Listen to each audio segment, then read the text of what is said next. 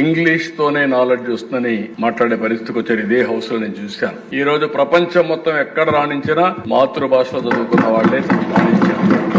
చాలా easy to learn. మాతృభాష easy to learn అని మళ్ళీ ఇంగ్లీష్ లో చెప్పారు. నేర్చుకోవడం సులభం కూడా చెప్పలేదు, గమనించండి. మరి ఎందుకు మన పిల్లల్ని మన ఇంగ్లీష్ కూడా ఎందుకు చదివిస్తలే? మరి ఈజీ టు లెర్న్ అయితే అంటే డబ్బున్న వాళ్ళ పిల్లలు, సమాజంలో రాజకీయ నాయకుల పిల్లలు, వ్యాపారస్తుల పిల్లలకు ఇంగ్లీష్ ఎడ్యుకేషన్ కావాలి. పేద పిల్లలకు ఇంగ్లీష్ ఎడ్యుకేషన్ వద్దు ఉపన్యాసాలు చెప్తాం మనం. ఇలా తెలుగుదేశం పార్టీ ఎంపీల పిల్లలందరూ ఇంగ్లీష్ మీడియం చదువుతున్నారు, తెలుగు మీడియం చదువుతున్నారా? మరి మీరందరికీ చెప్పండి, టీడీపీ ఎంపీలు ఎమ్మెల్యేల పిల్లలందరూ తెలుగు మీడియమే చదువుకోవాలి, వాళ్ళు ఇంగ్లీష్ మీడియం చదవద్దు. ఎందుకంటే ఈజీ టు లెర్న్. నాలెడ్జ్ కు భాషకు సంబంధమే లేదు కదా.